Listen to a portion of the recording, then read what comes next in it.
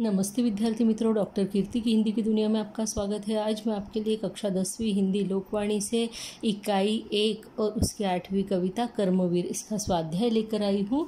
तो आइए चलिए हम इसके स्वाध्याय को देखते हैं। स्वाध्याय का पहला प्रश्न है सूचना अनुसार कृतियाँ कीजिए। अब सूचना अनुसार कृतियाँ कीजिए में पहला है संजाल पूर्ण कीजिए और प्रश्न है कि कर्मवीर इनमें परिवर्तन करते हैं, यानी किन चीज़ों में परिवर्तन कर देते हैं कर्मवीर लोग, है ना।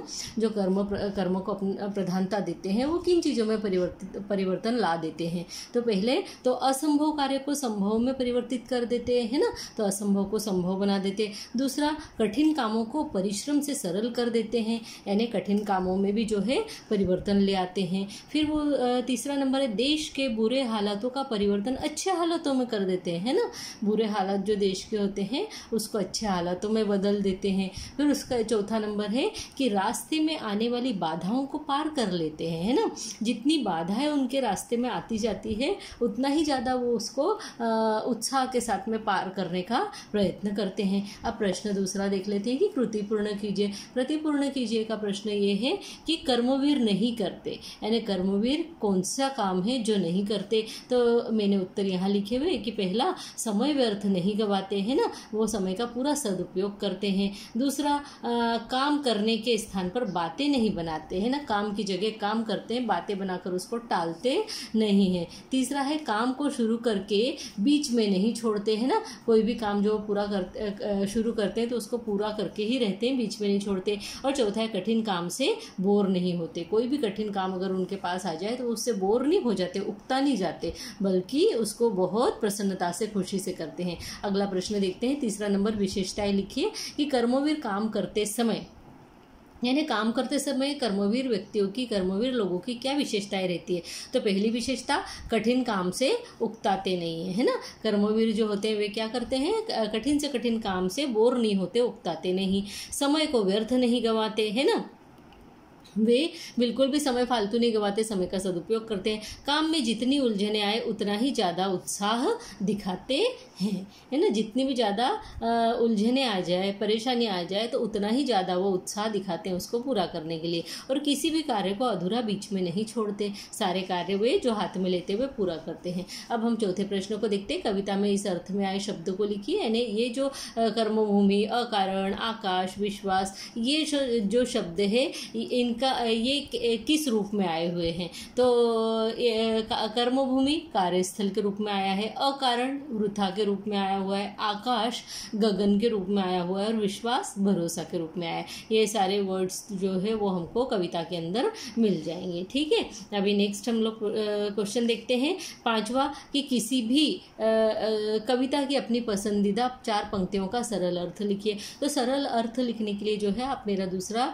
वीडियो देख सकते हैं जिसमें मैंने कविता की व्याख्या समझाई है, इसका अर्थ समझाया है। उसमें से आप कोई भी पसंदीदा 4 पंक्तियों को लेकर उसका अर्थ लिख सकते हैं। अब मैंने यहाँ पर नेक्स्ट क्वेश्चन लिया है जो है उपायोजित लेखन। उपायोजित लेखन में है मुद्दों के आधार पर कहानी लेखन कीजिए। अब कहानी लेखन यानी मुद्दों के आधार पर, यानी आपको वर्ड्स दिए हुए रहते हैं ना कि कौन कौन से वर्ड्स को यूज करके जो है आपको कहानी लिखना है।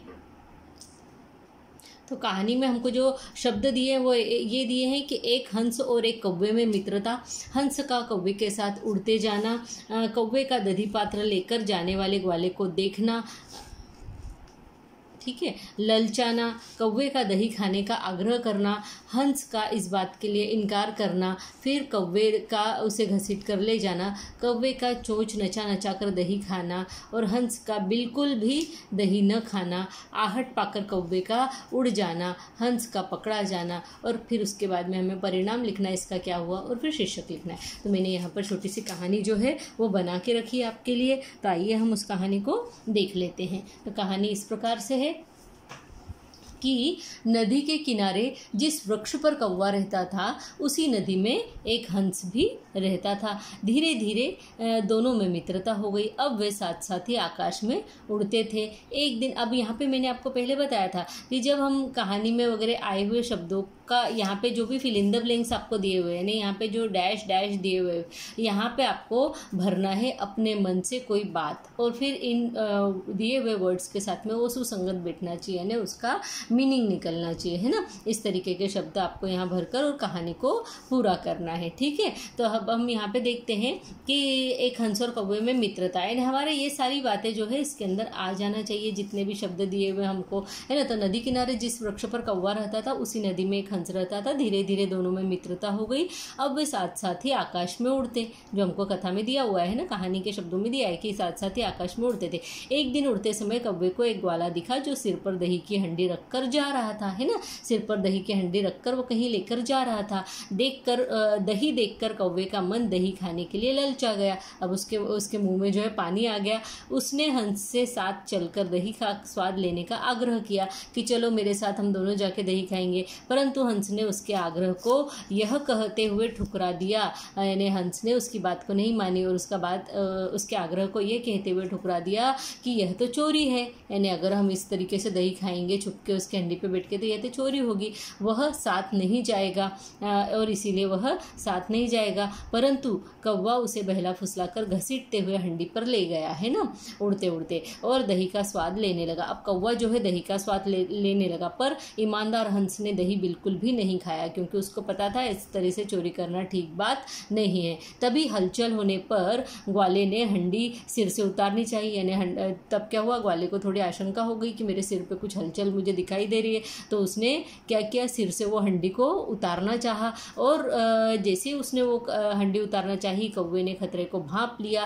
कौवे ने खतरे को जब भांप लिया तो क्या किया, वह उड़ गया, पर हंस बैठा रह गया, क्योंकि उसे खतरा समझ में ही नहीं आया और पकड़ा गया। ग्वाले ने उसे पिंजरे में बंद कर दिया। अब वह उड़ नहीं सकता था। वह दुखी होकर सोचने लगा कि बुरी संगत का ही यह बुरा परिणाम है। अब आप यहाँ पे और भी कुछ लिख सकते हैं कि जैसे उसने ग्वाले ने उसे पिंजरे में बंद कर दिया, या ग्वाले ने उसे मार डाला, या ग्वाले ने उसको कोई सजा दी, है ना। अब जैसे पिंजरे में रहना ये सजा ही है, वो पानी में घूमना चाहता है, तैरना चाहता है, वो हवा में उड़ना चाहता है, तो उसको पिंजरे में बंद कर दिया। अब वो न पानी में जा सकता है, न ही हवा में जा सकता है। अब वो दुखी होकर सोचने लगा कि बुरी संगत का ही यह बुरा परिणाम है, जो मैं आज इस कैद में हूँ, इस पिंजरे में हूँ, है ना। तो अब अगर हमको कहानी का जो है